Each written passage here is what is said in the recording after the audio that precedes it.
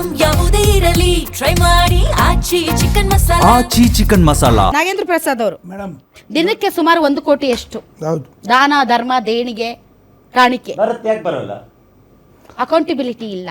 ಹೌದು. ಈಗ ಭಕ್ತರು ಕೇಳ್ತಾ ಇದ್ದಾರೆ, ನಾನು ಅವತ್ತು 20 ಕೋಟಿಯಷ್ಟು ಚಿನ್ನ ಕೊಟ್ಟೆ, ಬೆಳ್ಳಿ ಕೊಟ್ಟೆ, ನಾನು ವಜ್ರ ಕೊಟ್ಟೆ, ನಾನು ಅದು ಕೊಟ್ಟೆ, ನಾನು ಇದು ಕೊಟ್ಟೆ ಅಂತ ಇವತ್ತೆಲ್ಲರೂ ಕೇಳ್ತಾ ಇದ್ದಾರೆ. ನಮ್ಗೆ ರಿಸಿಪ್ಟು ಬಂದಿಲ್ಲ. ಇವತ್ತಿನ ಆಗಿರೋದ್ರಿಂದ ನಾವು ನಮ್ಮ ಲೆಕ್ಕಾಚಾರ ಕೇಳ್ತಾ ಇದ್ದೀವಿ ಅಂತ. ಇದು ಆಗದೆ ಇದ್ರೆ ಯಾರು ಕೇಳ್ತಾನೆ ಇರಲಿಲ್ಲ. ಹುಂಡಿಗೆ ಹಾಕಿ ಕಾಸು ಯಾರಾದ್ರೂ ಲೆಕ್ಕಾಚಾರ ಕೇಳ್ತಾರ? ಕೇಳಲ್ಲ. ಬಟ್ ಇವತ್ತಿಷ್ಟು ದೊಡ್ಡ ಹಗರಣ ನಡೆದಿರೋದ್ರಿಂದ ಕೇಳ್ತಾ ಇದ್ದಾರೆ. ಅದರ್ವೈಸ್ ಯಾರು ಅದ್ರ ಬಗ್ಗೆ ತಲೆನೇ ಕೆಡಿಸ್ಕೊಳ್ಳಲ್ಲ. ಯಾಕಂದ್ರೆ ದೇವ್ರು ಕೊಡೋದು ಮಹಾಪುಣ್ಯದ ಕೆಲಸ ಅಂತ ನಂಬಿರೋರು ನಾವು ಭಾರತೀಯರು. ನಾವು ದುಡಿದ ದುಡ್ಡಿನಲ್ಲಿ ಒಂದಿಷ್ಟು ಭಾಗ ನಾವು ದೇವ್ರಿಗೆ ಅರ್ಪಿಸಿದ್ರೆ ದೇವರು ಅದಕ್ಕೆ 1000ದಷ್ಟು ನಮ್ಗೆ ವಾಪಸ್ ಕೊಡ್ತಾನೆ ಅಂತ ನಂಬಿಕೆ ಇಟ್ಟವ್ರು. ಯಾವತ್ತೂ ನಾವು ಲೆಕ್ಕ ಕೇಳಿದವರಲ್ಲ. ಬಟ್ ಲೆಕ್ಕವನ್ನ ಮರೆಮಾಚಿ ತಾವು ಉದ್ಧಾರ ಆಗೋದಕ್ಕೆ ದೇವ್ರ ಹಣವನ್ನ ಬಳಸ್ಕೊಂಡು ಕಬಳಿಸ್ಕೊಂಡಿದ್ದಾರಲ್ಲ, ಅದಕ್ಕೆ ಇವತ್ತು ಲೆಕ್ಕ ಕೇಳ್ತಿದ್ದಾರೆ. ಲೆಕ್ಕ ಕೇಳಿದ ಮಾತ್ರಕ್ಕೆ ನಾವೇನ್ ಧರ್ಮದ್ರೋಹಿಗಳಲ್ಲ. ಹೌದಲ್ವಾ ಸರ್? ಇಲ್ಲ ಇಲ್ಲ ಇಲ್ಲ ಒಂದು ಮಾತು ಒಂದು ನಿಮಿಷ ದಯಮಾಡಿ ಅವಕಾಶ ಕೊಡಿ. ನಾನೊಂದು ಹೇಳ್ತಾ ಇರ್ತಕ್ಕಂಥದ್ದು ಇಷ್ಟೇನೆ ಮೇಡಮ್. ಶ್ರೀರಾಮಚಂದ್ರ ಮರ್ಯಾದ ಪುರುಷ, ಇವುದು ಅತಿ ದೊಡ್ಡ ಇತಿಹಾಸ ನಮ್ಮ ಭಾರತದಲ್ಲಿ ಇರ್ತಕ್ಕಂಥ ಒಂದು ದೇವಸ್ಥಾನ ಅಂತಕ್ಕಂಥದ್ದು ಕೂಡ ಸ್ಪಷ್ಟ. ಇದಕ್ಕಾಗಿ ಎಷ್ಟೋ ಹೋರಾಟಗಳು ನಡೀತು.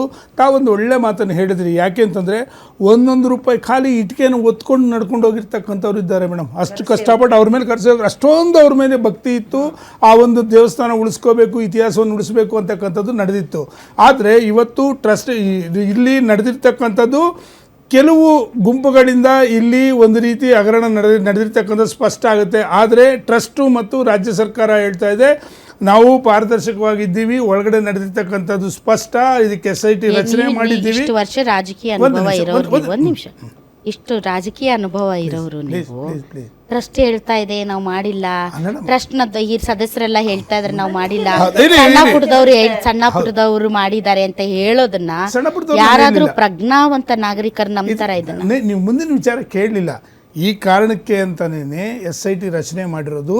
ಆದಷ್ಟು ಬೇಗ ಇದನ್ನು ಅಗಿಬೇಕು ಅಂತಕ್ಕಂಥದ್ದು ಸತ್ಯಾಂಶ ಜನಗಳ ಮುಂದೆ ಇಡಬೇಕು. ಯಾಕೆ ಅಂತಂದರೆ ಶ್ರೀರಾಮ ಒಂದು ಮಾತು ನೀವು ಸ್ಪಷ್ಟವಾಗಿ ಹೇಳ್ತಾ ಇದ್ದೀನಿ ಮೇಡಮ್. ನೋಡಿ, ಹಿಂದೂ ರಾಮ ಮಂದಿರ ನಿರ್ಮಾಣದ ವಿರೋಧಿಸಿದವರು ಇದೇ ವಿರೋಧ ಪಕ್ಷದವರೇನೆ, ಶ್ರೀರಾಮಚಂದ್ರನ ಅಸ್ತಿತ್ವವನ್ನು ಕೇಳಿದವರು ಇದೇ ವಿರೋಧ ಪಕ್ಷ. ಯಾಕೆ ನಿಮಗೆ ಏಕಾಏಕಿ ಇಷ್ಟೊಂದು ಒಂದು ನಿಮಿಷ ಯಾಕೆ ನಿಮ್ಗೆ ಇಷ್ಟೊಂದು ಏಕಾಏಕಿ ಭಕ್ತಿ ಬಂತು? ಎರಡನೇದು ವಿಚಾರ ನಿಮಗೆ ಕೇಳಿದ್ರೆ ನಾಗೇಂದ್ರ ಪ್ರಸಾದ್ ಅವರೇ, ಇದೇ ಬಿಡದಿಯನ್ನ ಮಾಡಬೇಕು ಅಂತ ಅಂದಿದ್ದವರು ಕುಮಾರಸ್ವಾಮಿ ಅವರು. ಇದೇ ಕುಮಾರಸ್ವಾಮಿ ಅವರು ಇವತ್ತು ಯಾಕೆ ಪ್ರಶ್ನೆ ಮಾಡ್ತಾರೆ ಅಂತ ಕೇಳಿದ್ರೆ ಖಂಡಿತ ನೀವು ಬೇಡ ಅಂದ್ರೆ ನಾವು ಒಪ್ಪಲಿಲ್ಲ, ಬೇಡ ಅಂತ ನಾವು ಕೈ ಬಿಟ್ಟಿದ್ದೀವಿ. ಎರಡನೇ ಮಾತೇ ಇಲ್ಲ. ಭಕ್ತರ ಭಾವನೆಗಳ ಜೊತೆ ಆಟ ಆಡ್ತಾ ಇದ್ದೀರಾ. ರಾಜಕೀಯ ಲಾಭಕ್ಕಾಗಿ ಸ್ಪಷ್ಟ ಇದೆ. ಯಾರು ಭಕ್ತರ ಭಾವನೆ ಜೊತೆ ಆಟ ಆಡ್ತಾ ಇರೋದು? ವಿರೋಧ ಪಕ್ಷಗಳಲ್ಲ. ಅಲ್ಲೇ ಇದ್ದು ಜನರು ಕೊಟ್ಟಿರುವಂತ ದೇಣಿಗೆ ಹಣವನ್ನ ನುಂಗಿ ನೀರು ಕುಡಿತಾ ಇರೋರು, ಜನರ ಭಾವನೆಗಳ ಜೊತೆ ಆಡ್ತಾ ಇರೋರು. ಪ್ರತಿಪಕ್ಷಗಳ ಕೆಲಸ ಪ್ರಶ್ನಿಸಬೇಕು. ಪ್ರಶ್ನಿಸದೇ ಇದ್ರೆ ಅವ್ರು ಸತ್ತೋಗಿದ್ದಾರೆ ಅಂತ ಅರ್ಥ. ಅಲ್ಲಿ ರಾಜಕೀಯ ಇಲ್ಲ. ರಾಜಕೀಯ ಮಾಡ್ತಾ ಇರೋದು ನೀವುಗಳು. ರಾಜಕೀಯ ಮಾಡ್ತಾ ಇರೋದು ನಾಗೇಂದ್ರ ಪ್ರಸಾದ್ ಅವರೇ ನೀವುಗಳು. ಅಕ್ರಮವನ್ನ, ಹಗರಣವನ್ನ, ಅವ್ಯವಹಾರವನ್ನ ಪ್ರಶ್ನೆ ಮಾಡೋದು ರಾಜಕೀಯ ಅಲ್ಲ. ಮಾಡಬೇಕು ಭಕ್ತರ ಭಾವನೆಗಳನ್ನ ಜೊತೆ ಆಟ ಆಡ್ತಾ ಇರೋರು. ನ್ಯಾಯ ಸಿಕ್ಕೇ ಸಿಗುತ್ತೆ. ಯಾವುದೇ ಕಾರಣಕ್ಕೂ ಯಾರು ಇದರಿಂದ ತಪ್ಪಿಸ್ಕೊಳ್ತಕ್ಕಂಥ ಪ್ರಶ್ನೆನೇ ಇಲ್ಲ. ನೀವು ರಾಮ ಮಂದಿರಕ್ಕೆ ಏನಾದ್ರೂ ಕೊಟ್ಟಿದ್ದೀರಾ? ಖಂಡಿತ ಕೊಟ್ಟಿದ್ದೀನಿ ಮೇಡಮ್, ಖಂಡಿತ ಕೊಟ್ಟಿದ್ದೀನಿ. ನಮ್ಮ ಟೀಮೇ ಹೋಗಿತ್ತು. ಇವತ್ತು ನಿಮ್ಮ ಅದನ್ನೇ ಕೇಳ್ತಾ ಇರ್ತಕ್ಕಂಥ. ಅದಕ್ಕೆ ನಾವು ಎಲ್ಲ ಸೇರಿ ಇರಲ್ಲ. ಒಳ್ಳೆ ಪ್ರಶ್ನೆ ಖಂಡಿತ ಖಂಡಿತ ಮೇಡಮ್. ಒಂದು ನಿಮಿಷ, ಖಂಡಿತ ಆಗಿದೆ ಮೇಡಮ್. ಯಾವ ನೈತಿಕತೆ ಯಾವ ನೈತಿಕತೆ ಶ್ರೀರಾಮನ ಅಸ್ತಿತ್ವನೇ ಕೇಳಿದವರು ನೀವು. ರಾಮ ಮಂದಿರ ನಿರ್ಮಾಣದ ಬಗ್ಗೆ ನೀವು ಪ್ರಶ್ನೆ ಕೇಳಿದವರು. ಏಕಾಏಕಿ ರಾಮನ ಮೇಲೆ ಇಷ್ಟೊಂದು ಪ್ರೀತಿನ ನಿಮ್ಗೆ? ಅಂದ್ರೆ ನಿಮ್ಮ ಪ್ರಕಾರ ವಿರೋಧ ಪಕ್ಷಗಳಲ್ಲಿ ಯಾರು ರಾಮನನ್ನ ಪೂಜಿಸೋರಿಲ್ಲ? ನೀವು ಮಾತ್ರ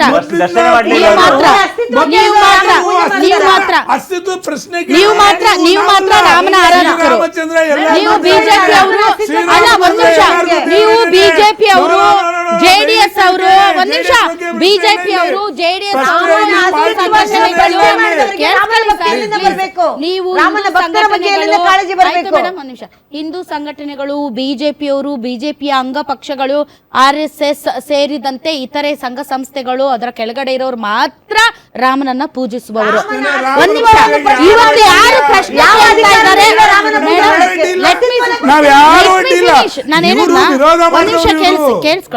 ಕೇಳಿಸ್ಕೊಳ್ಳಿ, ನೀವು ಮಾತ್ರ ರಾಮನ ಆರಾಧಕರು. ವಿರೋಧ ಪಕ್ಷಗಳು ಇವತ್ತು ಲೆಕ್ಕ ಕೇಳೋರೆಲ್ಲ ರಾಮನ ಆರಾಧಕರಲ್ಲ. ನೀವು ಮಾತ್ರ ರಾಮನ ಆರಾಧಕರು, ಬೇರೆ ಯಾರು ರಾಮನ ಆರಾಧಕರಿಲ್ಲ.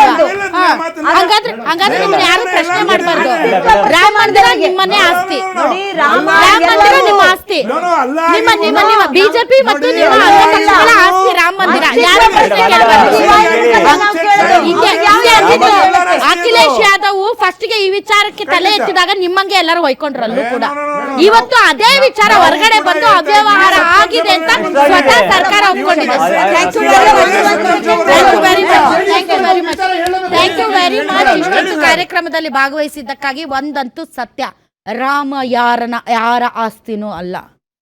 ರಾಮ ಈ ದೇಶದ ನಂಬಿಕೆ, ರಾಮ ಈ ದೇಶದ ಭಾವನೆ. ಇದು ನಮ್ ಸೊತ್ತು ಅಂತ ಹೇಳ್ಕೊಳ್ಳೋಕೆ ಇಲ್ಲಿ ಯಾರಿಗೂ ರಾಮನನ್ನ ಗುತ್ತಿಗೆ ಕೊಟ್ಟಿಲ್ಲ. ಅವ್ಯವಹಾರ ಆಗಿದೆ, ಕಳ್ಳೆತನ ಆಗಿದೆ, ಅದನ್ನ ಪ್ರಶ್ನಿಸಬೇಕು ಪ್ರತಿಯೊಬ್ಬರು. ಅದನ್ನ ಪ್ರಶ್ನಿಸಿದವರು ಧರ್ಮದ್ರೋಹಿಗಳು ಅಂತ ಬಿಂಬಿಸೋಕೆ ಪ್ರಯತ್ನ ಪಡ್ತಾರೆ, ಅದು ಅವರಿಗೆ ಒಳ್ಳೆಯದಲ್ಲ. ಇವತ್ತೇನಾಗಿದೆ, ಇದರಲ್ಲಿ ಗುಬ್ಬಿ ಮೇಲೆ ಬ್ರಹ್ಮಾಸ್ತ್ರ ಅಂತ ಸಣ್ಣ ಪುಟ್ಟದವ್ರ ಮೇಲೆ ತನಿಖೆ ಮಾಡ್ತಾ ಇದೆ SIT. ಬಟ್ ಇದರ ಹಿಂದೆ ಇರುವಂತಹ ದೊಡ್ಡ ಶಕ್ತಿಗಳು ಆ ಟ್ರಸ್ಟ್ನಲ್ಲೇ ಈಗಲೂ ರಾಜೀನಾಮೆ ನಾಟಕ ಆಡ್ಕೊಂಡು ಮುಂದಕ್ಕೆ ಹೋಗ್ತಾ ಇರೋರನ್ನ ಫಸ್ಟ್ ಅರೆಸ್ಟ್ ಮಾಡಬೇಕು. ಯಾಕೆ ಅಂದರೆ ಇದು ಕೇವಲ ರಾಮ ಮಂದಿರ ಟ್ರಸ್ಟ್ ವಿಚಾರ ಅಲ್ಲ. ಇದರಲ್ಲಿ ಬಹಳಷ್ಟು ಜನ ಪ್ರಾಣ ಕಳ್ಕೊಂಡಿದ್ದಾರೆ. ಬಹಳಷ್ಟು ಜನರ ದಾನ, ಧರ್ಮ, ದೇಣಿಗೆ, ಕಾಣಿಕೆ ಇದೆ. ಆ ಭಾವನೆಗಳು ನಿಜಕ್ಕೂ ಇನ್ನು ಗಟ್ಟಿಯಾಗಬೇಕು ಅಂದರೆ ನಿರ್ದಾಕ್ಷಿಣ್ಯ ಕಠಿಣ ಕ್ರಮ ಕೈಗೊಳ್ಳಬೇಕು.